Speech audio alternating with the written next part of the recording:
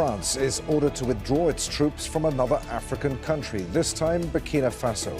So what's behind the growing anger behind the former colonial power? And what does it mean for the fight against armed groups in West Africa? This is Inside Story.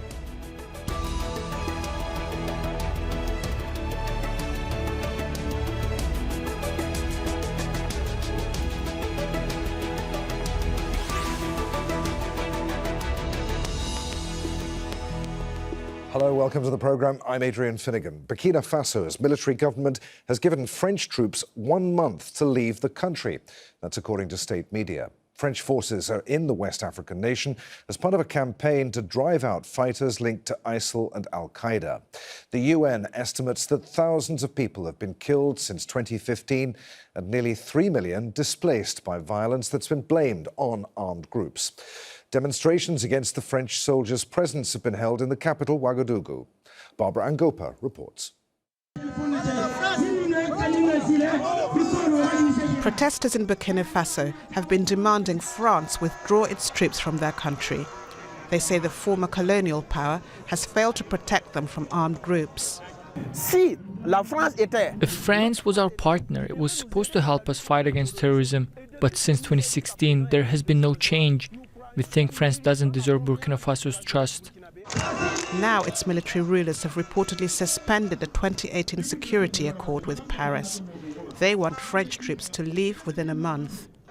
France has been decreasing its deployments across the Sahel region and officially ended its Operation Barkhane last year. At its height, more than 5,000 French troops were stationed in the region to fight groups allied to Al-Qaeda and ISIL. 400 French troops remain in Burkina Faso. Mali, another former colony, ordered French troops out last year. Some analysts say Burkina Faso is blaming France for its own failure to deal with an insurgency which led to 2 military coups last year. France is the scapegoat for all that. The French military presence has not prevented the progress of jihadist forces, so there's resentment in the population, as there was in Mali, where even some demonstrators were complaining that France maybe was a complice of some of these jihadist groups. Ghana's president has accused Burkina Faso of hiring the private Russian army Wagner Group to crush armed fighters in the Sahel region. Mali hired the mercenaries last year. The US, UN and others accused the group of committing widespread human rights abuses.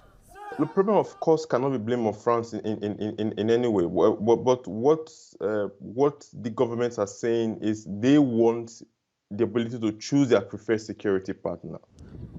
Violence in the West African nation has killed thousands of people and left 2 million people displaced. These demonstrators are demanding French forces go, but it's not clear how the military plans to reclaim 40% of the country outside its control. Barbara Angopa, Al Jazeera.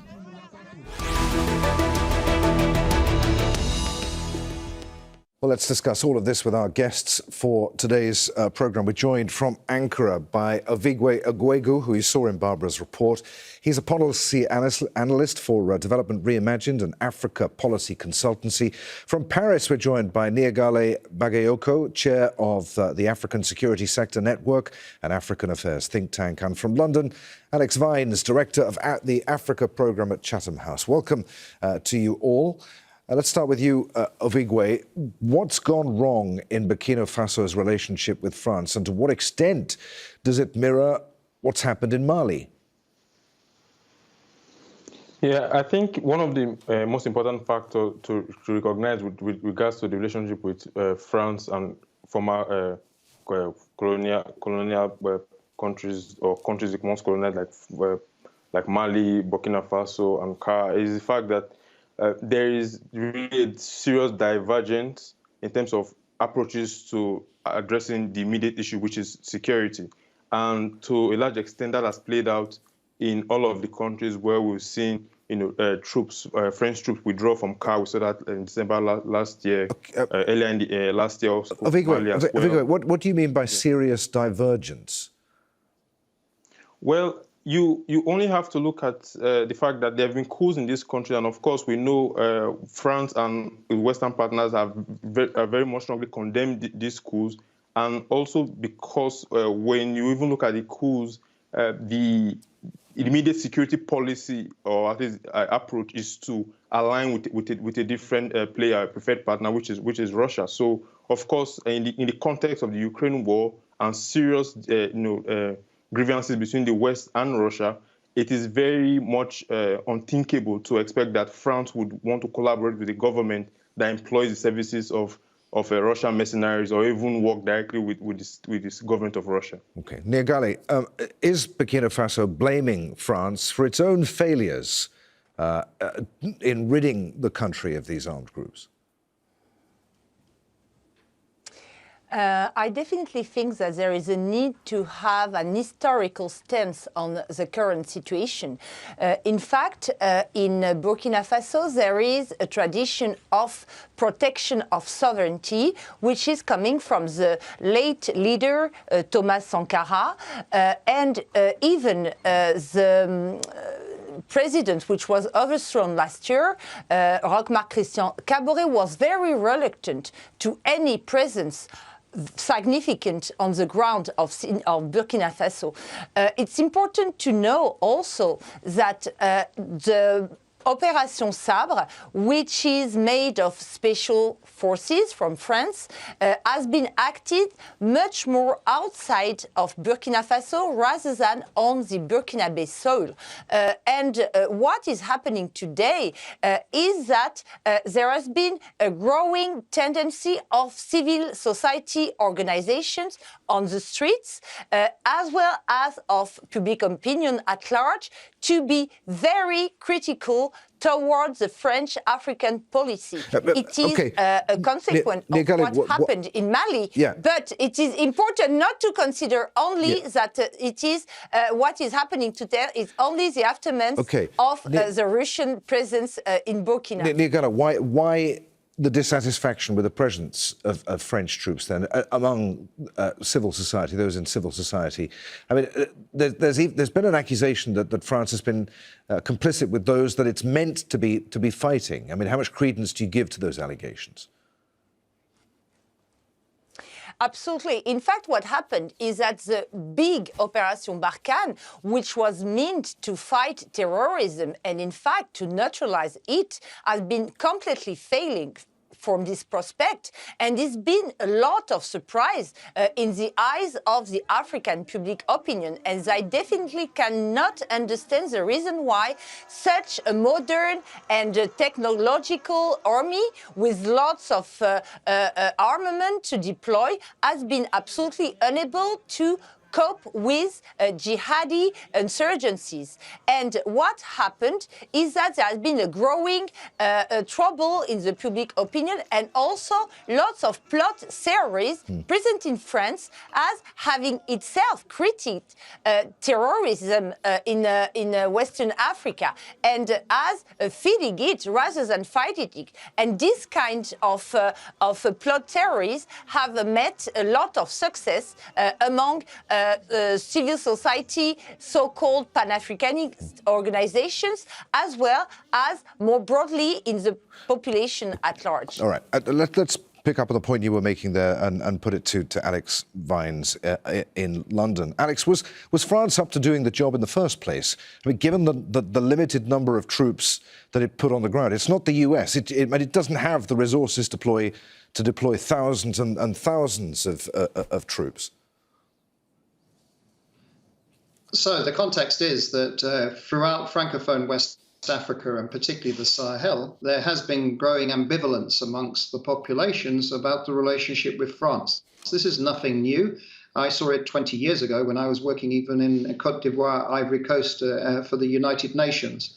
The insecurity there was partly a response to the idea of France-Afrique neocolonialism, that France was too entwined into the politics and the economies of those countries. So that's the context of what France has been dealing with. The French intervention initially in Mali, Operation Saval, was actually supported by Africans and relatively successful. But you're absolutely right that the Barkhane operation that took place subsequently did not deliver the security that Malians and others across the region were hoping for. And I think that's the key to what's just happened in Burkina with the Burkina authorities, the junta there saying that the French special forces have a month to leave, because in fact they haven't improved security. Security is deteriorating. The big question, though, is what will replace it, because I'm not sure anybody else can provide security either to turn the situation that is really deteriorated. But this was a region, Alex, that France once dominated. As you said, it's been gradually losing influence in recent years. I mean, why is that? How will Paris deal with that in the long term? Is it just going to turn its back on the region, do you think? No, I mean, President Macron last year announced a reconfiguration of the French security posture in West Africa. So it's a lot more focused on the coastal states, countries like Côte d'Ivoire, Ivory Coast. It assumes a continued presence in Niger, and it looks at how it can complement other initiatives that are developing, that are driven by African nations themselves. So originally that was something called G5 Sahel, but that hasn't been working very well and includes both Mali and Burkina Faso, but also something now called the Accra Initiative, which also includes Burkina. And so that's what I think France is now looking at, of how it can multilateralize through African partners in these initiatives to provide security. What is very clear is that the coastal states themselves are very worried about contagion into their own territories of jihadist groups affiliated either to Al-Qaeda or ISIL. And of course, there have been attacks now in the north of Togo, in the north of Benin. The Ghanaians are very worried about contagion from Burkina Faso. OK, let's pick up on that point and put it to Ovigwe. What does the removal of French troops from Burkina Faso mean for the security situation right across the region, given that they've already gone from Mali too? Of course, there's an immediate impact in the sense that, to a large extent, the Burkina Faso military and even militaries in Mali would then have to step up. But I mean, let's be serious. These armies do not have the capacity, neither do they have even the competence or the capabilities to actually deal with these problems. It doesn't mean that they cannot build such capacities, but from the immediate onset, I think they are going to face a lot of problems. And also bear in mind that it's not just the 5,000 troops that the French had there. There were over 15,000 UN peacekeeping forces that were working in the Sahel, supporting all of these countries, part of MINUSMA, right? And MINUSMA in of itself has not been able to even deliver on the objectives of its mandate. So I think that there's a real problem. If you add the 5,000 of Operation Barkhane to over 16,000, that is over 20,000 forces, and you cannot.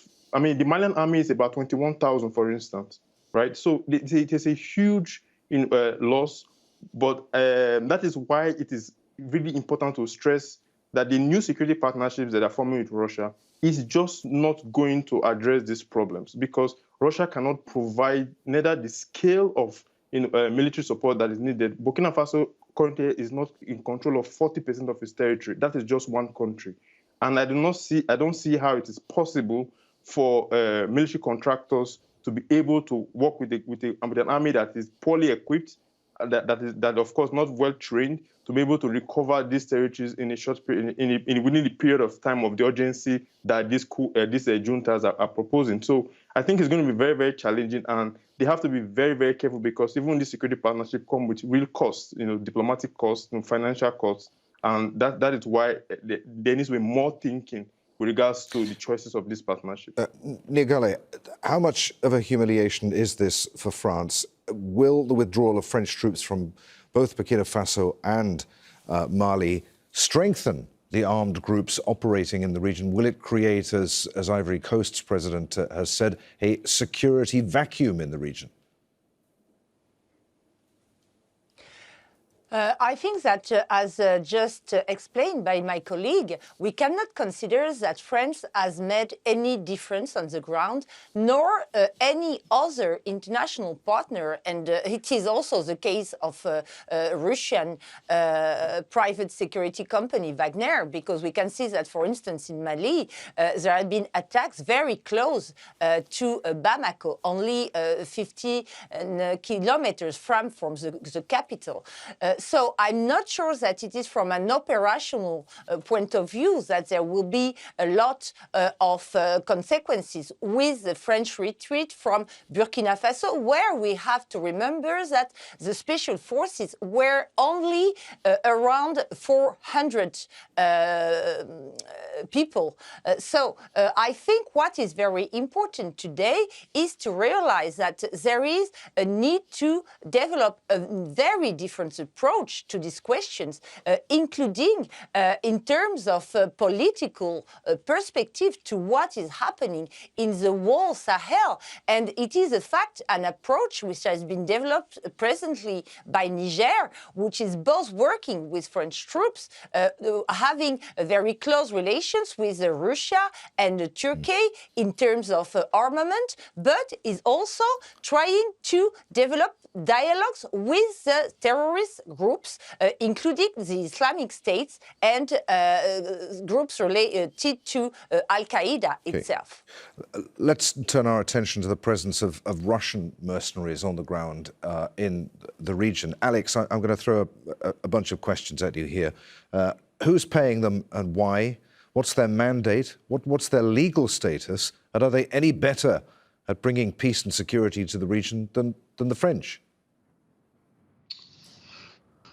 Well, the Russian mercenaries Wagner have been invited in. They were invited in by the Malians. They are remunerated allegedly through access to mineral resources. That is also the allegation that the president of Ghana, Nana Akufo-Addo, has made about the involvement of Wagner, if it is confirmed in Burkina Faso, and we've seen that elsewhere. They are increasingly, it looks as if Wagner is being recognized as an auxiliary force for the Russian Federation. The majority of Wagner is obviously deployed now in occupied territories of Ukraine, fighting the Ukrainians. But there is presence in Africa.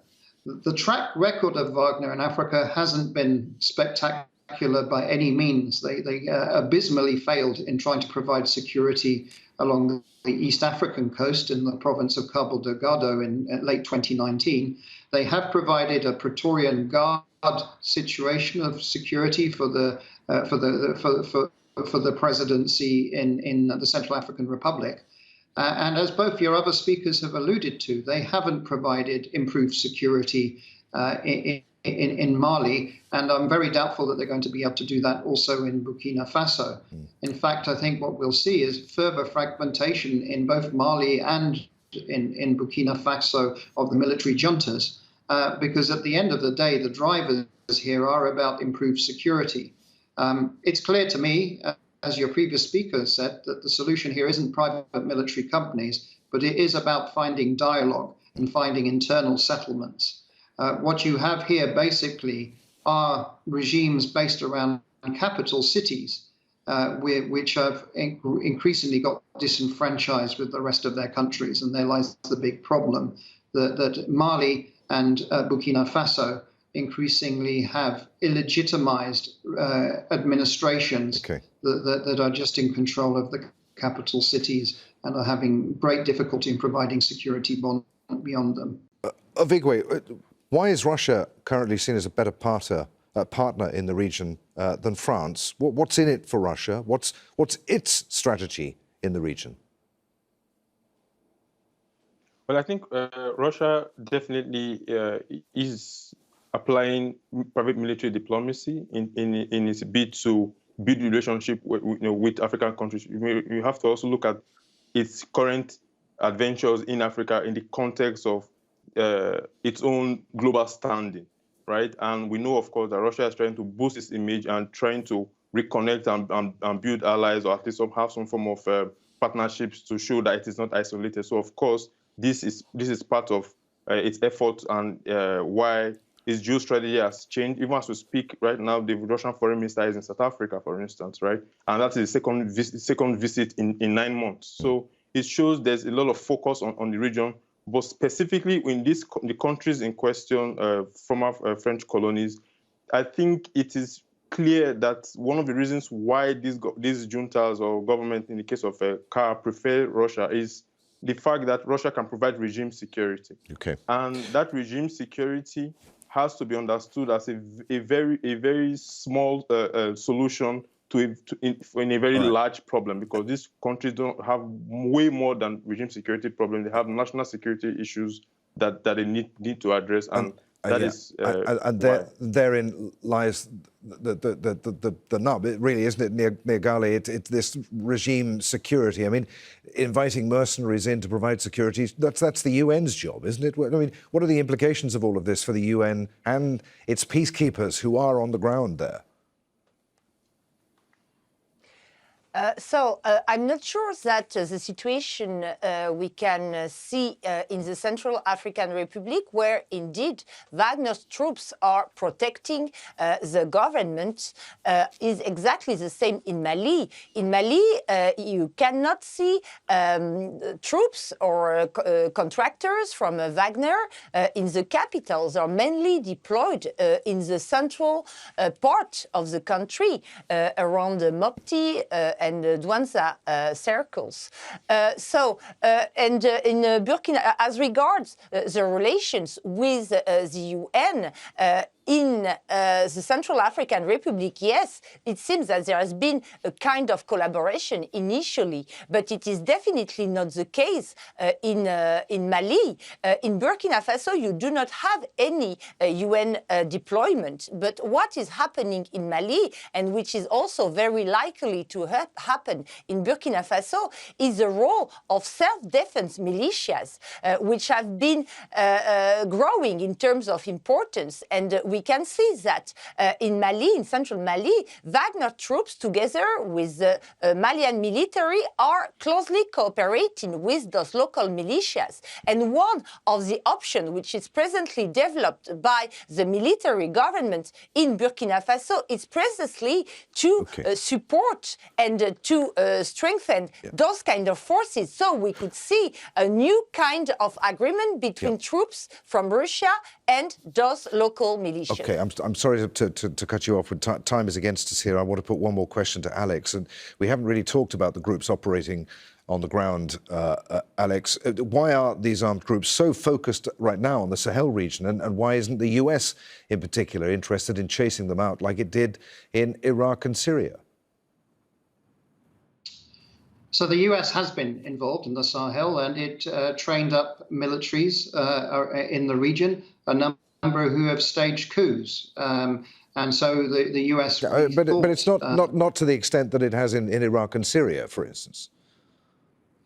No, not to that extent. It also has a footprint still in Niger. There is a drone facility there. But the main point is that the United States had hoped that it could subcontract the majority of responsibility for chasing jihadist groups to European partners, seeing this as European near abroad. So that's France, but it's also other states like Spain, Italy, and others. And Washington, I think, is disappointed that France is on the back foot. That is my understanding of the way that Washington is looking at this. And they still provide intelligence to France and other Western partners. Okay, there we're going to have to end it. Many thanks indeed to all of you, Ovigwe Ogwegu, Nirgali Bagayoko and Alex Vines. Thanks for being with us here on Inside Story. As always, thank you for watching. Don't forget you can see the programme again at any time by going to the website at aljazeera.com. For further discussion, join us at Facebook on facebook.com/AJ Inside Story. And of course, the conversation will continue on Twitter. Our handle at AJ Inside Story. From me, Adrian Finnegan, and the team here in Doha, thanks for being with us. We'll see you again. Bye for now.